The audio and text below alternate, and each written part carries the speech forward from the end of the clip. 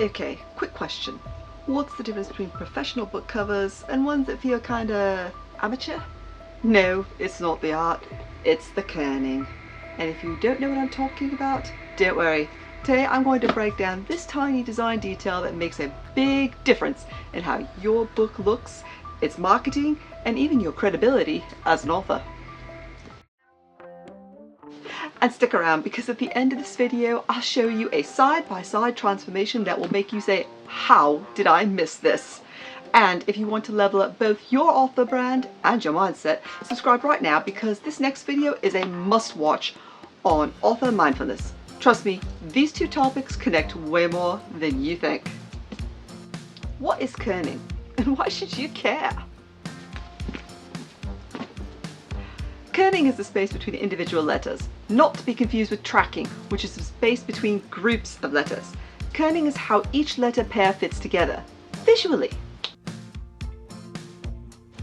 When kerning is off, your title can look sloppy. Letters might feel like they're awkwardly flirting with each other or socially distancing.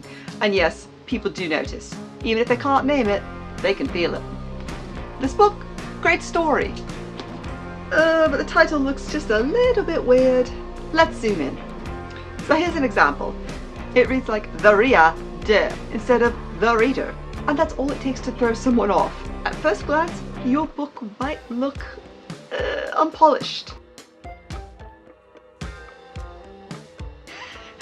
There's even a cafe up the road, North Carolina, that advertises free coffee because they didn't kern free. How to spot bad kerning. So how do you train your eye for kerning? First, print your cover small. If the spacing feels weird at thumbnail size, it's a kerning issue. Look at letter pairs. Some letters like A or V naturally just want to snuggle up together. Others need a bit of space. Use your tools. In Canva, Photoshop, even Vellum, you can adjust letter spacing. Look for letter spacing or kerning options.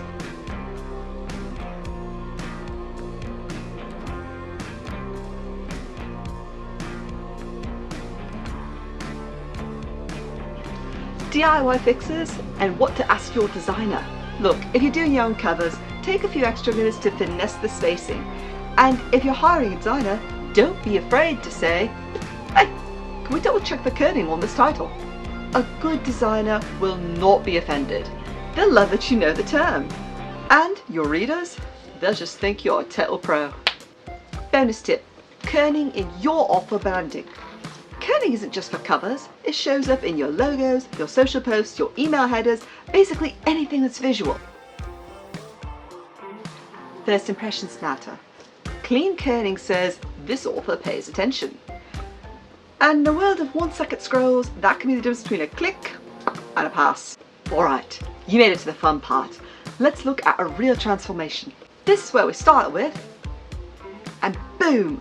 Clean, balanced, professional, and I didn't change the font, the colour, or the title. Just the kerning. Now that you've sharpened your eye for design, let's talk about sharpening your mind. My next video dives into author mindfulness, because being creative is about mental clarity, not just fancy fonts. Right then, hit that like button, subscribe, and if you haven't yet, drop a comment and tell me if you've ever spotted a kerning fail in the wild. I'm telling you, once you see it, you can't unsee it. Right, next up, creative mindfulness for indie authors. How to protect your piece and your process.